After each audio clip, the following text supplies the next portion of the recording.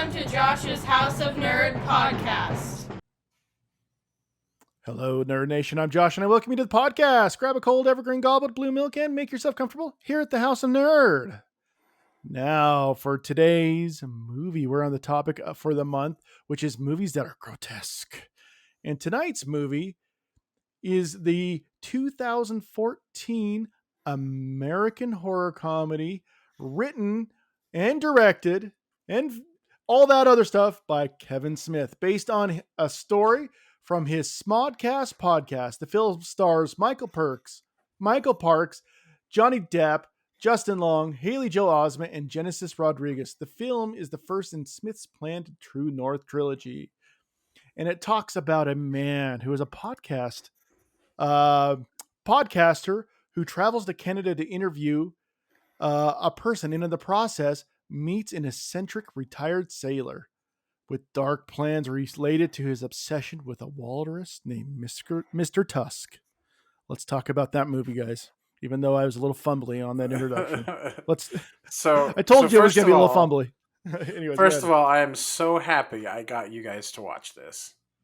Like, it just makes me happy that we got this on the podcast. Why? Why? Why does this make you happy? Because I think it's a very, I don't know, it's a unique film to me. And then coming from Kevin Smith, like, just seeing his brilliance at work. I think it's one of Justin Long's best films, even though, like, you could argue, like, how much of him is, I don't know, he's in it, but and it's a grotesque film. Like, I think it fits the podcast theme for this set of movies very well. So all those kind of, like, melded I together agree with you on the storm. fitting very well on the grotesque part, John. Oh my goodness. This fits that genre very well. I think even more so than even mine, because I mean, there's a lot of body horror in the thing, but my goodness, in this one, it's sometimes intense body horror, and that's great. I'm fine with that and stuff like that. And it's definitely hitting the edge of, like, what I can handle with body horror. Since they didn't really show the actual process as much, like the literal sawing of the limb and all that jazz, they just show the aftermath. Like, I'm able to deal with it. If they showed any more detail, like, like what exactly he was, if they've doing gone to the level of, like, Hostel or something like that, I would never have recommended or watched this film. So yeah, I'm not a Hostel person either, but yeah, I hear you. But I appreciate where they drew the line here. Right. Yeah. It got close. It really came really close, especially, you knew what he was doing, but not quite. I mean, I mean, if anybody hasn't seen this movie, I mean, here's spoilers if you're ever going to watch it, but he pretty much, he abducts Justin Long and makes him a walrus suit and puts him and sews him into said walrus suit. And so he looks like a walrus, and then he starts treating him like a walrus. Named Mr. Tusk. Yeah, it's bonkers, man. The whole movie's bonkers. Sometimes I was like, where is this going? Like, what is this going to be redeemable in any way? And no, it's not. No, the answer is absolutely not. Like, there's not really a happy ending here, other than maybe he's alive, I guess. Can we talk about that? I mean, you bring that up. Ahead. I mean, unless you had another point. Like, I don't understand. Like, why? Why do you think he would have? I mean, the skin that was sewed to him I would have thought would be dead. I know it's a movie and stuff, but I'm thinking to myself, is he living in dead skin now? But at the very end, when he still continues to be Mr. Tusk, and you can clearly see that he's in there and stuff like that. I don't understand why. And that was the one thing that kind of baffled me at the end. Why did he continue to live as a walrus? At a animal sanctuary. I mean, do you think that it was one of those, like, that situation where he was so traumatized that he started to believe it himself? So traumatized that he just couldn't pull out of it? Because clearly at the very end, he did acknowledge that he was in there. somewhat. So I don't know. I just felt that was a really interesting way to end the movie, showing that, they had kind of moved on, but not really. And he definitely had not, nor may not ever move on from this traumatic experience. Yeah, maybe his body was so messed up that he just felt like this was the way to live, and he was content that way. I don't know. What are your guys' thoughts? Yeah, I want to hear your guys' takes on it, I guess, before I share my own. I mean, that is my take. That's essentially my take, on it, is that he had been, it's kind of like he had survived that. I'm trying to think of the term where you get abducted by somebody, and then the abducted really like takes on or like protects the abductee or the abductor. Sorry. Stockholm syndrome. There you go. There's the word I'm looking for. So what are your thoughts, Crit? If you have any on it.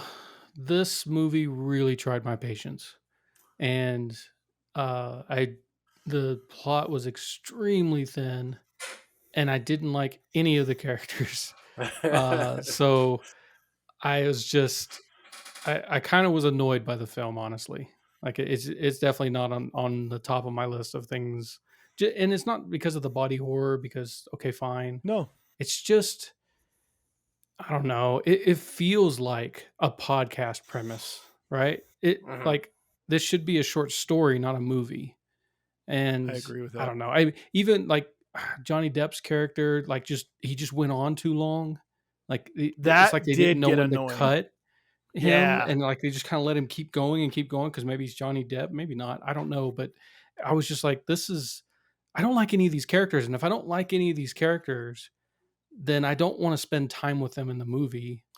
And like, I didn't like Justin Long's character. I didn't like the old man. Haley Joel Osment's character, I didn't like either. I thought it was just kinda, I don't know. I don't. Or the girlfriend. It's like, they were all kind of scummy people. And they try to create substance with like, which really just elongates the film by doing flashbacks. But like, the flashbacks don't really, I mean, they kind of fill in a little bit about Justin Long's character. That he used to be a nice guy, but he's like a failed comic or something. And now he's power tripping. But like, okay, I don't know. I had a hard time with this movie. Sure. Well, I'm glad I found a movie that you didn't really like. This isn't the first one on the podcast, but yeah. No, it's the first one I picked, though. Is it really? I'm not sure. I don't know. Maybe I picked another one you didn't like. I think there's been a few that he has. Okay, how about that? How about that I enjoyed and you didn't? Yeah, okay, that's fair enough. That's fine. And that my non-enjoyment doesn't take away from anybody else's. Oh yeah, no, absolutely not. I'm able to recognize some of the flaws in the movie. Like you said, the plot is very thin. They try to stretch it out. I think they do almost the reveal too early if they're trying to build up that suspense of the whole walrus and like their big reveal of him in the walrus suit. Like, I don't know if that felt a little too early or a little too late. Like it felt wrong. It felt bad timing. So I'm able to recognize like the flaws with it. And then, like you said, like the characters, none of them are likable. Even the girlfriend, where you're supposed to have some feelings for, is like, wait, she's cheating too. So it's not even that the characters have to be likable. They have to be enjoyable. Like they can be and they're not enjoyable. They can be horrible people, but if they're interesting, if they say interesting things, if they do interesting things, they have interesting motivation, then yeah, I can latch on to, unlikable think of characters. Like even Midsummer.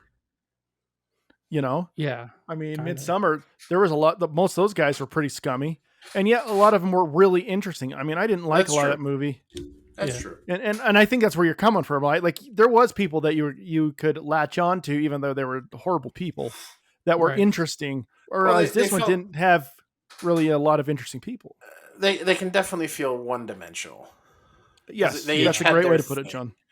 Yeah, and I think that's where it struggles, is it's one-dimensional.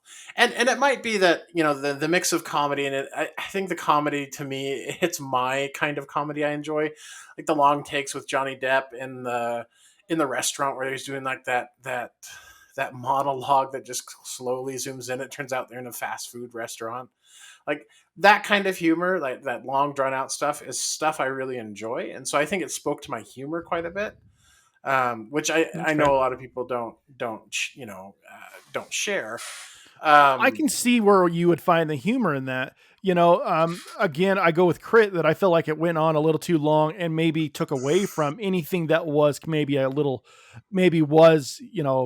could have been focused in on more and maybe made a little bit more humorous in a sense. Because it kind of, tell me if any you guys think this is crazy, but I almost felt like it fell out of place from the rest of the movie. Him coming in and it did go on too long, Crit. I totally agree. And then on top of that, felt out of place a little bit because it's like it was all so much horror. And yes, there was a little humor at the very beginning with them talking about their naughty podcast and all that stuff. But then it was like so much horror with him turning into the walrus. And then like he was trying to get some comic relief with the movie, which, I like movies like Drag Me to Hell and things like that have the horror and the comedy thing.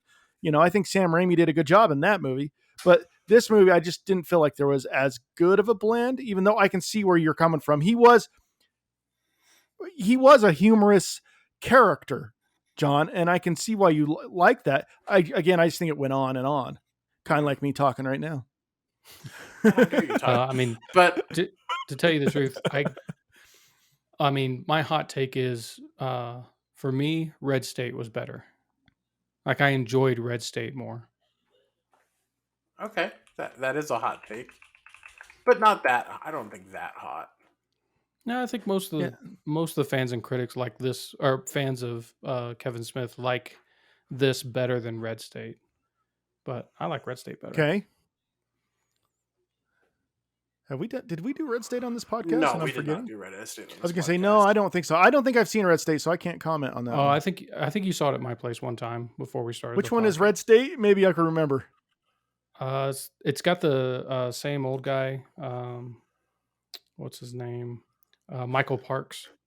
It's got him playing a preacher, and like these kids are going to get laid, and instead they get kidnapped by these, kind of crazy cult like Christians. People. Yeah. Okay. It's got like I remember John Goodman in it.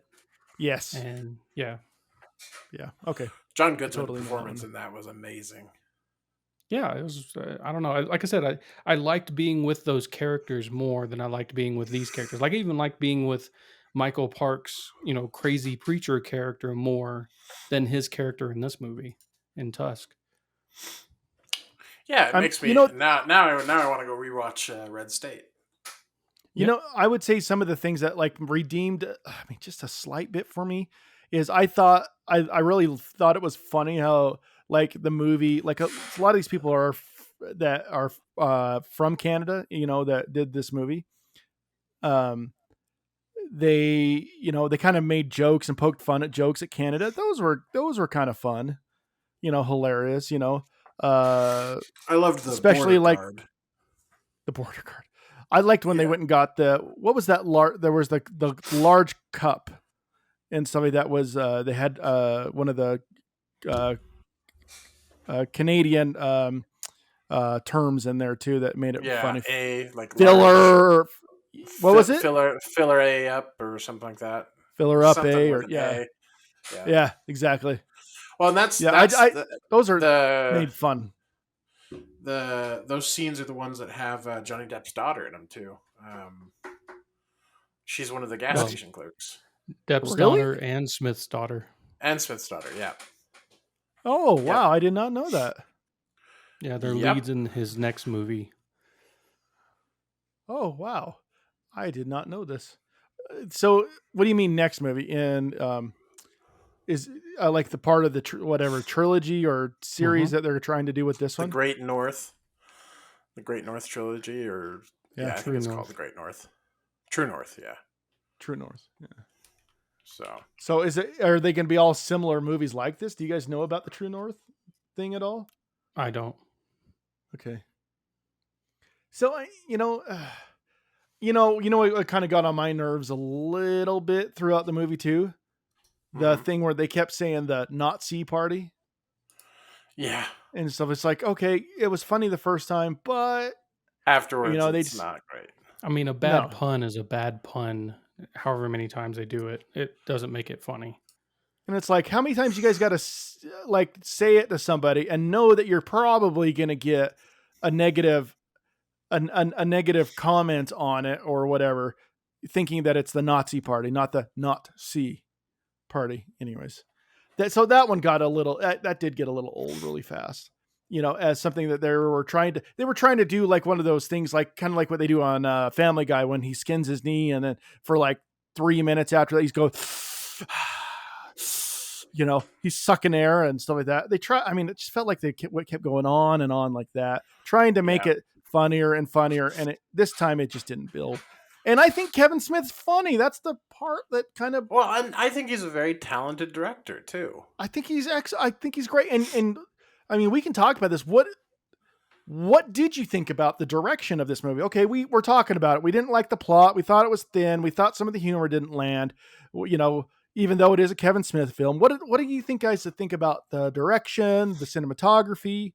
Because I think back to it, I thought it was pretty good. I thought there was a few creepy moments, especially with that guy. Even though the old guy did start to wear on me, like his kind of somber tone and his explaining of like the flashbacks are the ones that I struggled with the most. I think from a directorial standpoint, like the flashbacks were the ones I really did not enjoy.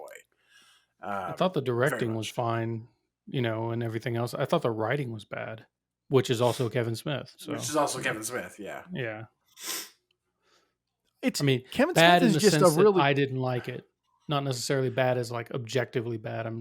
People obviously like it, but for me, the writing was just, annoying. He seems really hit and miss sometimes with his writing.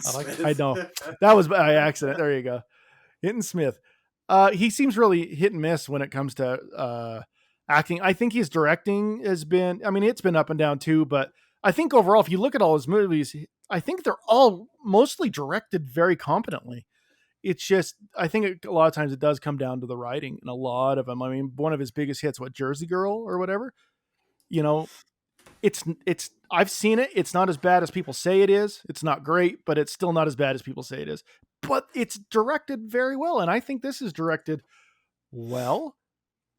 I can't really knock it that hard for anything other than, maybe scenes taking so long. But if you guys are Clerks fans, I do like Clerks. I genuinely do. I enjoyed the Clerks. I enjoyed Clerks 2, I think, a lot more than 1. But no, I don't know. I like his framing. I like his ability to make spaces. I don't know how to. I'm having a hard time really describing it. But he did a really good job of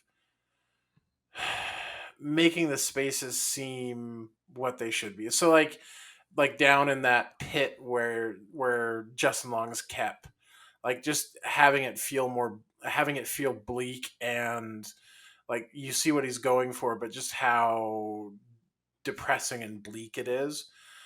I don't know. Like it's kind of hard to explain, but I think he does a really good job with framing those shots and. Are you talking about like he brings up like atmosphere of the scene type thing? Yeah, like that. When they first, what the problem is when he first went into that old dude's house, I saw from 900 yards away what was going to happen with the tea. I think everyone did. I don't think it was supposed to be this very big secret. But yet the guy was still like interesting at first. At first, I thought he was interesting when he started talking into it, and then he started getting into the walrus stuff, and then he started to lose me. But I thought the overall atmosphere up until about that point, when I knew Justin Long was, you can clearly see he was starting to get woozy and stuff. Quiet. They telegraphed that from 100 miles away. That, but I think they did that. And then it kind of lost the environment or the feeling. Yeah. I think they did that partially on purpose because he's getting drugged by the tea, and I think it makes you, or should make you, pay attention to what else is going on.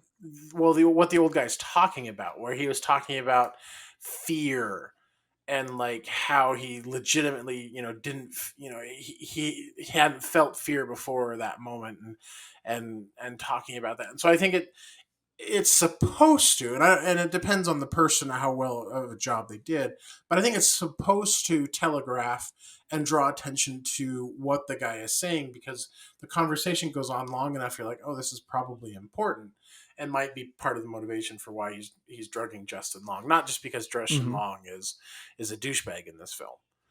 So immediately they didn't want you to like Justin Long.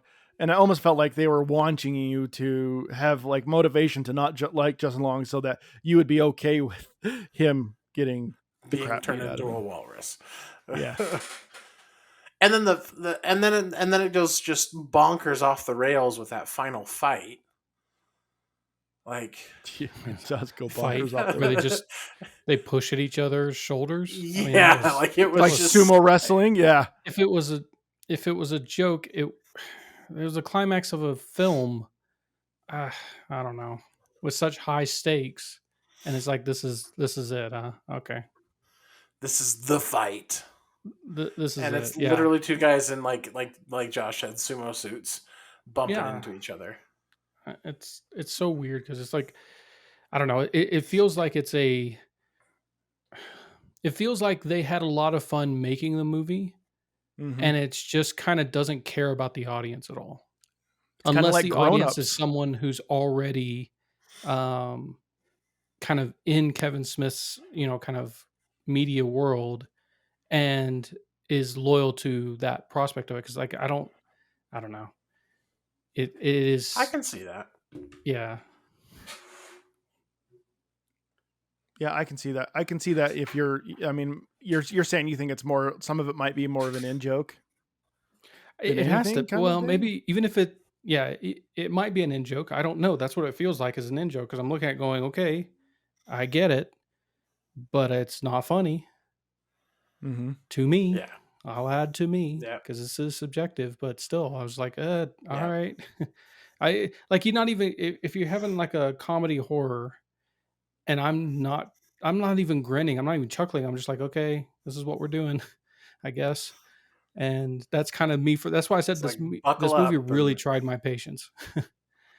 Yeah. Because I can be honest, I didn't chuckle at all at one point at all. Did I find Johnny Depp's character a little humorous? Yeah, maybe. I didn't laugh out loud at all. Oh, I didn't at all. Guffaw, not one. Oh my God. Nothing. And look, it doesn't have to cater to me, but I'm just, that's what happened. Right. Yeah, no, that's completely understandable. And look, we've all had movies that other people haven't liked. This is just, I think this is one of those ones that's like, wow, this is very, very decisive. I mean, for me, it's like, yeah, there's a lot of movies like this I don't like, but we can go back to Midsummer.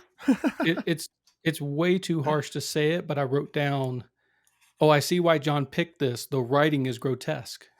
So I was like, that's harsh.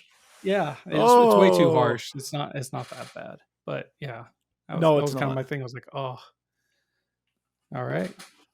Yeah. I mean, I guess I could say I wasn't bored through it. Yeah, I agree. So there's that. That's good. Yeah. Yeah. I'm glad you weren't bored through it. There's some movies we've had on here that I was absolutely bored through, but this one I wasn't bored through it, but also was not really entertained by it, which is fine. But you didn't think about that at all when you were watching Santa Claus the movie, right? I mean, you were totally enthralled on that one, right? Well, the whole time I'm going, so this is one of Josh's precious childhood memories. Why? Yeah, after I watched it again too. After I watched it again too, I wondered why as well. So all good. Yeah, well, that's all I've got on it. So that's all I got. Let's go to ratings then, guys. If you want to do that, who wants to go first? Ratings. Sure. Stuff. Okay, John, go crit. I'll give it a 4 out of 10. Okay. I am going to give it actually the same. I wrote down 4 as well. Tusks. 4 out of 10 Tusks. 3 hearts. I probably wouldn't watch this with my mom because it swears so much. There's lots so of simulated sex too, dude. Oh yeah, that too. So probably avoiding that aspect of it. So probably. yeah, because that'd just be awkward. Yep. But so, well, good. Well, I mean, I appreciate. I'm glad I said I've seen this movie now. I'm not like going like with Midsummer. I never want to see it again, and Tusk I probably don't want to see it again either. But it not as dramatically as probably Midsummer. So if that gives you any kind of scale of how I felt about this one. Anyways, let's go on to the next movies, which are given to us by Crit. Yes. All right. Crit, take it away, my friend. What movies do you got for us for Grotesque? So, my picks for Grotesque. Number 1, Squished Flesh. Number 2, Squished. Laser Popping Pustules. Oh, jeez. Number 3, Monster Birthing. Okay, John, I'm already like sucked into number 2, but did you have a feeling? Gross. It sounds awesome. That sounds gross. The either 1 or 3. Monsters Birthing sounds interesting. What was 3 again? Monster Birthing. Oh, what was number 1? I mean, I was trying to get the alternative. Squished Flesh. Ugh. If you don't want number 2, then let's go. If you don't want number 2, then let's go for number 3, the Monster Birthing. 3, the monster. Yeah, if you don't mind. No, I don't. Go ahead. That's fine. Okay. Yeah, we'll do number 3. I think you missed out, but that's okay.